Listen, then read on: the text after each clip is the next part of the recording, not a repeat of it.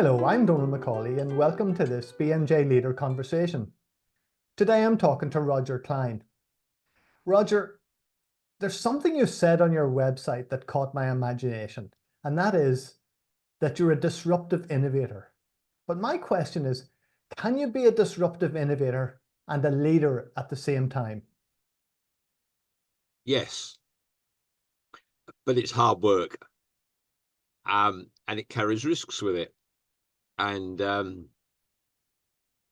over the years, I've slowly learned how to duck and dive, when to step back and step sideways, but never lose your principles. So sometimes there's times to sort of hold fire and so on. One of the things I've learned when I was a young firebrand in my 20s, a young trot, I used to work on the basis that if you weren't with me, you were against me. And I've slowly worked out that a better way of working is that if you're not against me, you might be with me.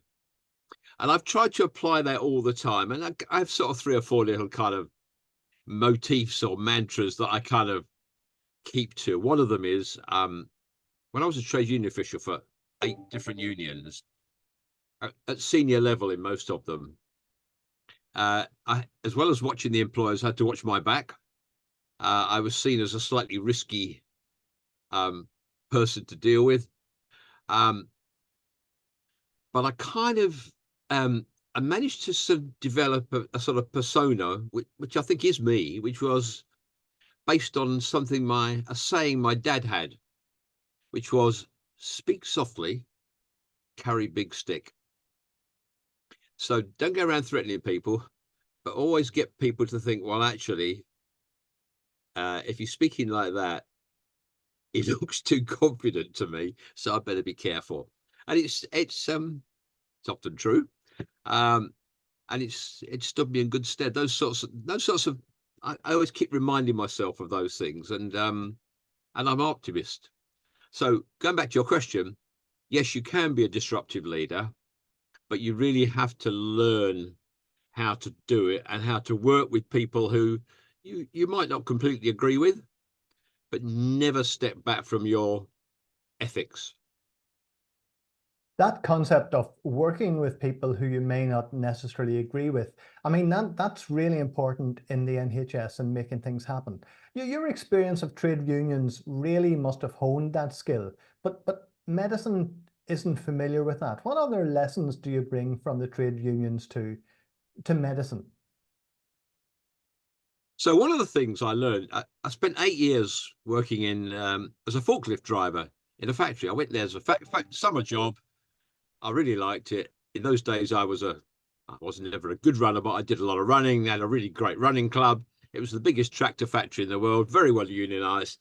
And I learned more in that job, which I still use, than I have done in any other job. And it was partly about the potential. People have potential, even though they don't show it. Everybody has huge potential. That there's never a good reason to be really rude to 99.9% of the population. There are 1 or 2 people who do deserve it, but on the whole don't. And always be curious. Always be curious. Don't go looking for sort of safety. Mary Dixon Woods, who writes for BMJ, has this lovely saying, which I now constantly refer to, which is organizations need to stop comfort seeking and be problem sensing. And that's about curiosity. So I really learned that, because to survive, I was very young when I took this summer job. I was very left wing. So to survive in a very tough working class environment, but not step back on your principles, I had to really work out which issues to raise, when, who to work with, to be curious, to understand people, what motivated people, and recognize that actually you could work with people that you didn't really want to spend a night in a pub with, but who actually had some shared interests. And there's things I had to learn after that. It was an overwhelmingly male environment. it was an overwhelmingly white environment, and I've had to learn lots of things. I'm still learning that I didn't learn there, but I did learn a lot of things in that environment I don't think I would have learned anywhere else. So you talked about an overwhelmingly white male environment, which sounds very like what medicine used to be like. But you've done quite a bit of work on racism in the NHS, and particularly your work with the GMC. So how can we change that? Well, I was lucky. I had two parents who they were Jewish communists in the days when being lots of Jews became communists because they were the anti-fascists in the 30s.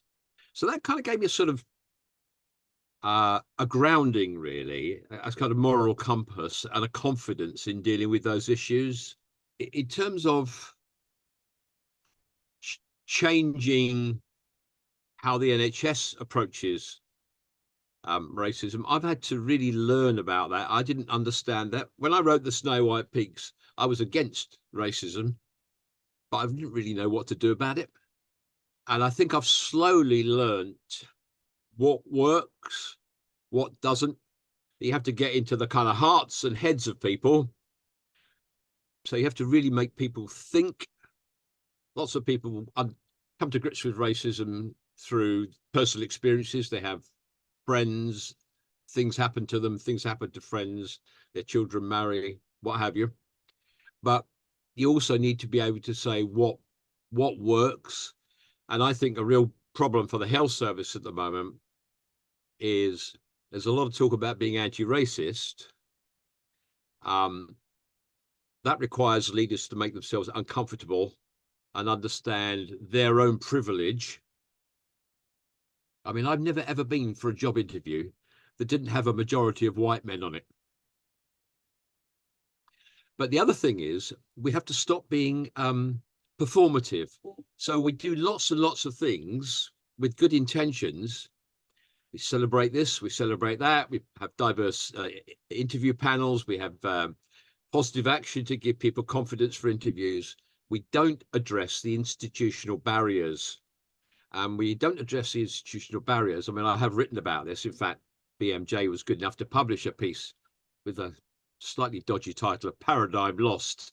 It was basically a critique, or actually it was a denunciation of the HR approach to culture and employment relations, which said, stop relying on individuals who are brave enough or foolish enough to stick their head above the parapet and say, this isn't fair, this isn't right.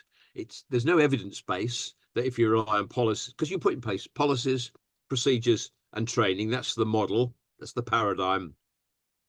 And that's supposed to enable individuals to then safely and effectively raise concerns because the panels are trained, etc. There's no evidence base that in isolation this will work.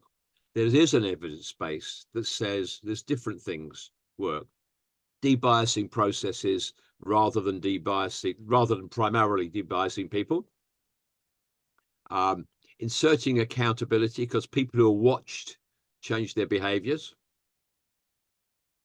And having leaders who are allies and are willing to kind of put themselves in other people's shoes, listen with attention, and not leave standing up to detriment to those who are suffering it. In other words, you step in the moment. So those sorts of things, it's taken me a long time to get to those principles. If you look at the stuff I was writing 10 years ago, now it feels very naive. Whereas now I think I have some confidence that what I write about works. And perhaps it's a final thing. I think I've managed to work it out because I try to spend at least 2 days a week on pro bono work, just listening to people, giving advice to people. And I can't tell you how much I learned from them. I was very interested in what you said about the individual calling out the system, about putting your head above the parapet and challenging the orthodoxies. One of the things that concerns me a lot is that the whistleblower no matter how good the cause is, the whistleblower is always damaged. So there's been some really interesting research on this. So the work for Jill Mabon and colleagues recently on whistleblowing, and the actually writing by Mary Dixon Woods, Graham Martin, and Megan Wright, actually in BMJ, are all saying having better processes for people to raise concerns is the wrong problem.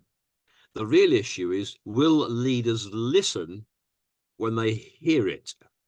And they largely don't. So we have so many policies and procedures. There's so much training around freedom to speak up guardians and so on. I'm not against freedom to speak up guardians, but it's very interesting. They only work, in my view, really effectively in organizations that really want them to work, which of course are the organizations where they're least needed. So I think that the focus has to shift to, how do leaders listen, and how do we make sure they act on what they hear, and what do we do to incentivize or require them to do that? Because without that, we will have more people losing their jobs and suffering detriment as a result of raising concerns. Most of the major crises we had in the health service could have been averted. There were people saying there were things going wrong and we didn't listen to them. Well, related to that topic, you've written on bullying as well. What are your thoughts on that and how we put it right? I think bullying is one of the hardest issues to address. I think the research base is probably thinner than it is on improving discipline. Disciplinary data in the health service has improved fantastically, largely as a result of stuff that myself and others have been writing. I think we're making progress, but bullying, there is some evidence that the approach that I might summarize as follows works. Stop exhorting people to raise, to tackle, zero bullying, zero tolerance for bullying. You need to set out really clear expectations of behavior, and you start softly. So if I deliberately or inadvertently am rude or bully somebody, you want a situation where other people will step in as bystanders and say, Roger, do you realize that's the third time you've done that? Or do you realize what the impact of that is on people? And the evidence, and actually the Vanderbilt Medical School in the States is the place that pioneered this approach. And they were really quite taken aback. Very large majority of doctors in this case who were spoken to in that way, lots of preparation, because otherwise you have moral injury to people who say, hey, Roger, why are you behaving like this? And I say, sod off. And there's no one standing behind them. So you have to create a culture in which that's the expectation. Most doctors who were approached in that way ceased their behavior. And then we have to recognize that some groups of staff are disproportionately impacted. So Black and minority ethnic staff, more likely to be bullied, especially by staff and by managers, more so than by the public. And a sort of hidden element of bullying and harassment that's finally surfacing has been sexual harassment. There are some parallels in terms of the reluctance of people to speak out because they're worried about the consequences. So that's probably the more productive direction for stuff to go in, because most of what we do at the moment, policies, procedures, and training, frankly, all they do is give the employer a defense when they go to a tribunal. They don't really address the issues of bullying. So I think organizations are trying to think through how we might do that. But I think it's fair to say the evidence base until very recently has been fairly thin. And for example, Jill Mabon found that when she was looking at bullying, there was almost nothing about sexual harassment, almost nothing about bullying of BME staff. So we're sort of in the foothills, I think, of that one. Whereas on the other issues like recruitment, career progression, discipline, I think we are we know what needs to be done. The question is, will people do it? You've talked about the internal mechanisms and the internal changes that we need to do in the NHS. But what I admire about you is that you're not afraid to speak out, the importance of the media. Tell us about the importance of using all the forms of media to get the message across. When I was the joint director of the Workforce Race Equality Standard between 2015 and 17, towards the end of that, I got a phone call from somebody very, very senior at the Department of Health during the general election, who said, I'm not telling you shouldn't tweet, but you've just tweeted. I don't know if you remember, there was a incident with a Conservative Party election. You know, these vans that have slogans on either side. There've been strong winds on the M6 and it had toppled over. And I said, this feels very symbolic and appropriate. He said, you have to remember, you're a very senior director in the NHS and you can't do things like that. So I said, I said, well, I'm not sure what to say now. He said, why not? I said, well, I've just taped this conversation and I'm not sure what to do about it now. I mean, you don't want me to put this tape on social media, do you? I said, I'll tell you what, why don't you go back and say you've spoken to me and I listened carefully to what you said. And I never heard any more. So I think I've kept, that was when I was inside the system. I think you have to be quite good at what you do, otherwise you get picked up on stuff. But I've sort of worked, so I have one foot in the system, the rest outside. I've worked with some really great leaders in the NHS. There's some pretty awful ones too. I've publicly attacked them. And it's a case of always remembering what you're trying to do here. So you know, if I don't like somebody, that's not necessarily a reason for me to personally attack them. It's more a case of thinking, right, I use humor a lot. I find humor very effective.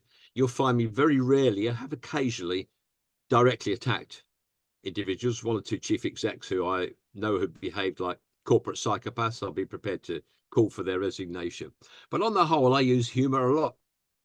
But mainly what I say, I try to be accurate and try to rest on evidence. Are you optimistic about the future of the NHS? Yeah, I have to be. I was born 1 month before the NHS was formed. My parents described to me what it was like as working class people to not have the NHS.